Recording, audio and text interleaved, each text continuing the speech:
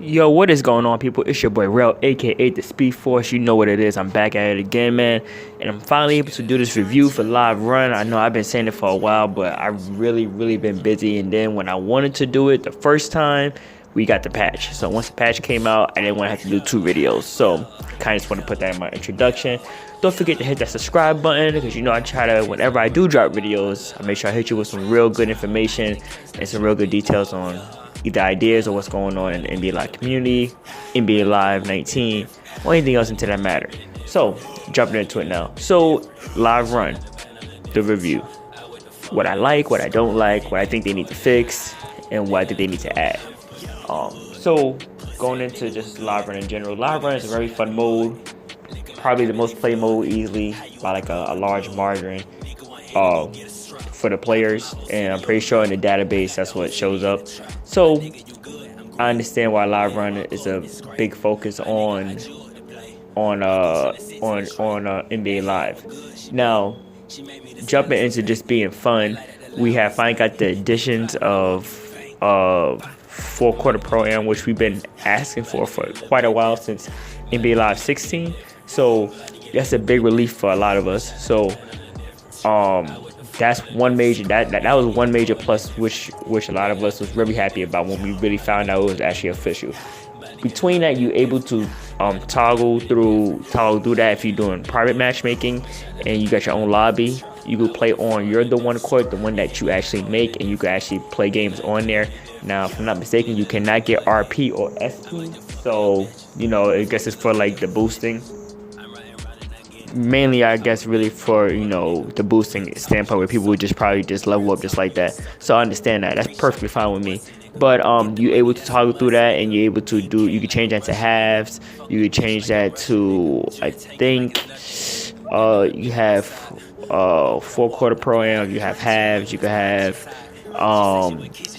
halves without rules, half or halves with rules, and 4-quarter pro, 5-minute 4 quarters, 7-minute 4 quarters, 12-minute 4 quarters. Now, 12-minute 4 quarters would be really dope if the gameplay was really hardcore, like hardcore simulation. But NBA Live doesn't have a hardcore simulation defense. Now it has gotten better since the patch, so it's making the game more playable.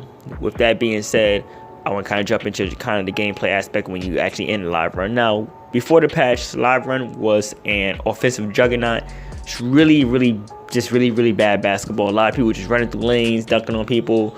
People shooting threes everywhere. Contested shots was just non-existent. Non-existent in the paint, non-existent outside the paint.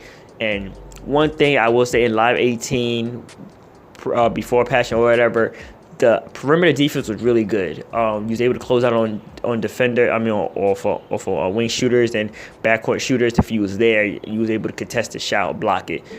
When this game first came out, that didn't matter at all. It was like you couldn't block it, you couldn't get there in time. It was a knockdown.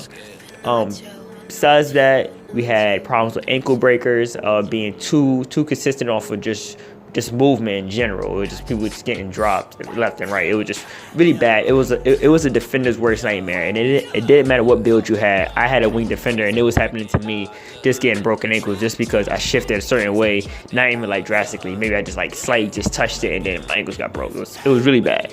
And playing didn't do anything really to break my ankles, so it was really bad. And I seen clips on Twitter, YouTube, Facebook of these things happening. So it was kind of rapid. Now, what I will say, since they patched the game, ankle breakers have been toned down to a good deal. Inside scoring has been toned down, also a good deal. You still have, you know, your wing scorers who's gonna get in there, your wing defenders who's gonna get in there. Which called slashers is just the most overpowered build. Which is, I think, the problem with slashers in the game. I'm gonna make a total different video on playstyles, on what I think are good and what are bad, and how they should reconstruct it. But just a quick thing with slashers, I understand why they are slasher and they have a job to do, but I feel like slashers shouldn't. I don't think there really should be a height requirement for these slashers where they should be jamming on people. We shouldn't have 5'8", 5'7", 5'9", 5'10". I deal with 5'11", 6. I really would just really mind 6 feet guys really doing on dunks, like contact dunks. That would be cool. But seeing 5'11" and down in the NBA, and even though this game is not, live run is a casual type of thing, I just don't want to have to see that. That's too casual for me. Where you got these 5'7" guys, 5'8" slashers, just running around, all willy-nilly, and then dunking. They're already fast. They're already super fast. They speed can hit 99 if they do certain things. So with that being said, it's like you make them short, you drop the weight down, and with trace, and then there's some stuff that comes with it, you could get to 99 speed.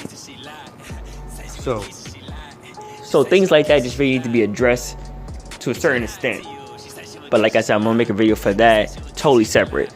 But like I said, it's just certain things have been toned down. Shot contesting for just contesting jump shots have been toned down. Some people are still complaining that it's non-existent, but I have been watching a lot of clips in the community, and I see a lot of not bad defense, but not great defense. Where some people think if you're just in presence that it matters, and I think they really kind of cut down on that because the 18 it was like that. If you was there, it kind of counted. Now it's like, no, if you don't put a hand up, you don't jump, you don't time it, you don't get in their space, yeah, it really doesn't count. So sometimes sometimes there are plays where people are contesting greatly and they still make it.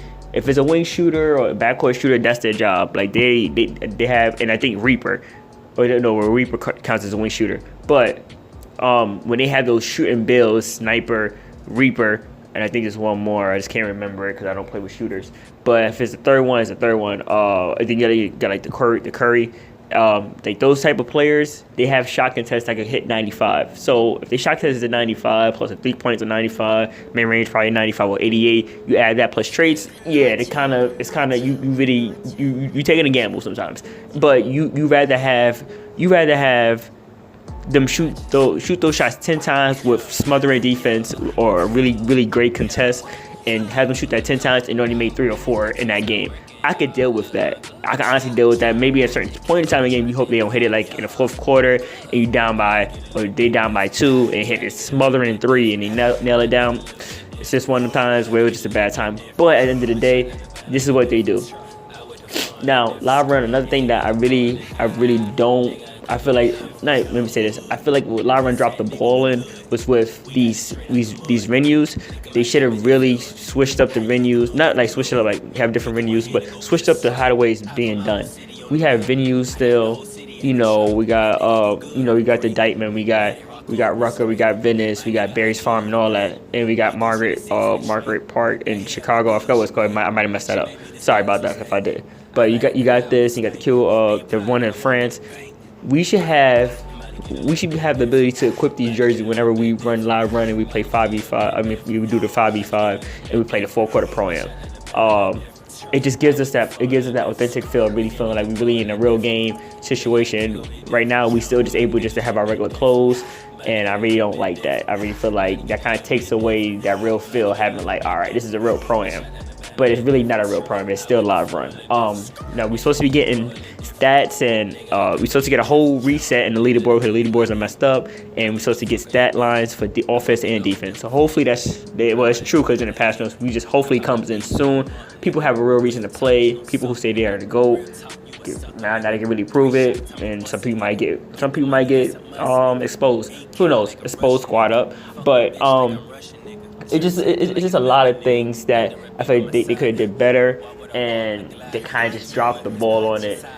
Definitely when it comes to those, when the biggest thing to me, when you're not talking about gameplay, is really just the fact that we don't have those jerseys to really affiliate as being official pro-am like game mode, which is not, but it would have made it feel at least a little bit better.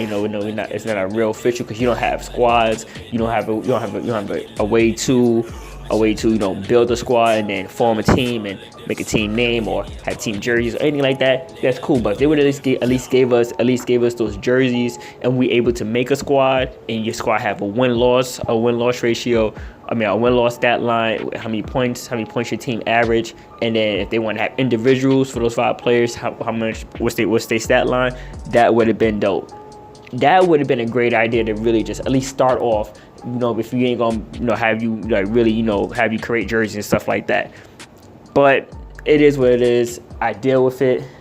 Hopefully, they do the private matchmaking with your the one court. They make that like more of a public thing. A lot of people have been bringing this idea out where you able to play like the one court should be available all around the game. When you play live run, you could just run on somebody's random court. If you hit random court, like let's say random custom court, it randomly goes to a certain person's court, and you be able to play on their court.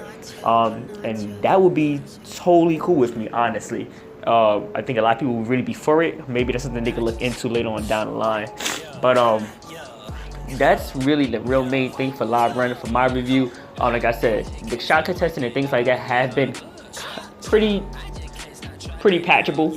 I think to where it's at right now, it's actually good. It could be better. Don't get me wrong, it could be better, but right now it's still a lot better. But they really do have to fix some things up to make live run really competitive and bring in more customers. Hopefully later on down the line, EA Sports will do some type of tournament that can actually, they get some people to bracket or some way possible that they can get people to really get in tune with this game and really invest into this game. Let's just say they give a $5,000 reward to the winning team. You get 5 players. That's $1,000 each for each player. That would be dope. 10,000 would be even better. Everybody gets 2,500. Yeah, 2,500 for each person. Oh no, that wouldn't work. 1,500, whatever. Either way, I can't do the math. Maybe 1,750 for each person. But regardless of the fact, that way you get more people in. You even get people who don't even have the game to actually buy the game. They're like, oh yo, I heard NBA Live has a tournament for $10,000, $5,000, bro. Probably the game might be on sale by then, or they might just be ahead and buy the game. Who knows? But at least they be invested. They put some time into the game. You give people an actual date on when the game is actually going to come out. I mean, not the day when the game's going to come out, but when the tournament's going to come out, and then people get time to actually practice on their skills and do things like that. Also, I want to just add this last thing: free throw shots. You are able to do free throws and all that. They need to call more fouls in these in live run. Live run doesn't. It's not really. It doesn't give you that real NBA feel of real basketball when you don't go to a foul line that much. And when you do, it's off for ticky-tack things. So when you get fouls, you don't expect it. When you expect to get fouls, you don't. So they need to fine-tune that. That's probably one of the main things they really need to fine-tune. But though that's my review on live run. Like I said, gameplay is something totally different. But definitely, these are things that they need to add. Hopefully, they can add those jerseys in. If not, they can at least put it in a live event. Cornell could do a live event, and then he give out these jerseys individually. That would be dope as well. Will he do it? Who knows? The game is still young, so I'm not trying to put too much judgment on it. I'm happy they did this patch. So this patch really did make it really more enjoyable for me and a lot of other people. And that's really about it, man. So once again, it's your boy, bro, aka the Speed Force. Let me know what you think. Don't forget to hit that like, subscribe. Don't forget to comment below. Let me know what you think in the comment section, man. I really would appreciate that to the fully max potential of liking every comment. So once again, boy, it's your boy, bro, aka the Speed Force. I'm out. Y'all all be blessed. Y'all stay good. Anybody get home safe if you driving or you home at work and you about to come home. Y'all be safe, all right? I'm out. 1.